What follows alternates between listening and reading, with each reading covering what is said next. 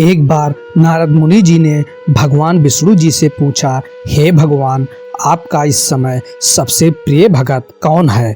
अब विष्णु तो भगवान हैं, सो झट से समझ गए अपने भगत नारद मुनि की बात और मुस्कुरा कर बोले, मेरा सबसे प्रिय भगत उस गांव का एक मामूली किसान है।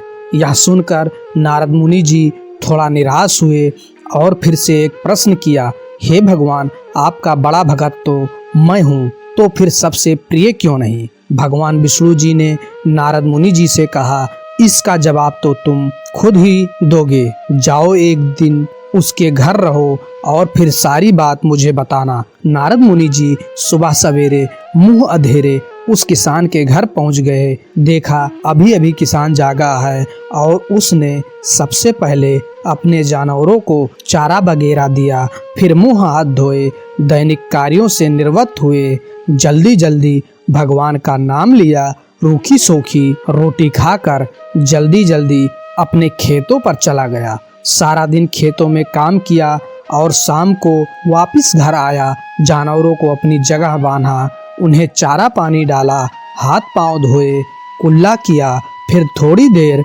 भगवान का नाम लिया, फिर परिवार के संग बैठकर खाना खाया और कुछ बातें की और फिर सो गया। अब सारा दिन यह सब देखकर नारद मुनि जी भगवान विष्णु के पास वापस आए और बोले, भगवान, मैं आज सारा दिन उस किसान के संग रहा, लेकिन वो तो ढंग से आपका नाम भी नहीं ले सकता।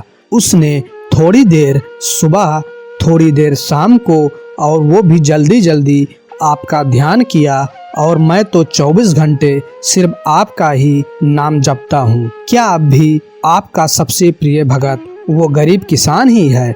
भगवान विष्णु जी ने नारद की बात सुनकर कहा, अब इसका जवाब भी तुम मुझे खुद ही देना। और भगवान विष्णु जी ने एक कलश अमृत से भरा नारद मुनि को थमाया और बोले, इस कलश को लेकर तुम तीनों लोकों की परिक्रमा करके आओ, लेकिन ध्यान रहे अगर एक बूंद भी अमृत नीचे गिरा तो तुम्हारी सारी भक्ति और पुण्य नष्ट हो जाएगा।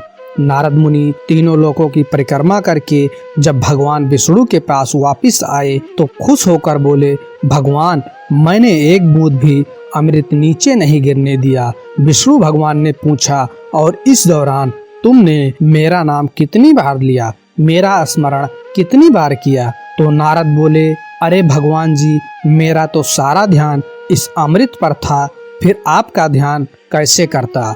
भगवान विष्णु ने कहा, हे नारद, देखो इस किसान को, वो अपना कर्म करते हुए भी नियमित रूप से मेरा स्मरण करता है, क्योंकि जो अपना कर्म करते हुए भी मेरा जाप करे वो ही मेरा सबसे प्रिय भगत हुआ। तुम तो सारा दिन खाली बैठे ही जप करते हो, और जब तुम्हें कर्म दिया तो मेरे लिए तुम्हारे पास समय ही नहीं था। तो नारद मुनि सब समझ गए और भगवान के चरण पकड़कर बोले, हे भगवान, आपने मेरा अहंकार तोड़ दिया है, आप धन्य हैं। अगर ये कहानी आपको अच्छी लगती है, प्लीज़ लाइक करें, शेयर करें एंड सब्सक्राइब करें। Thank you. जय हिंद दोस्तों।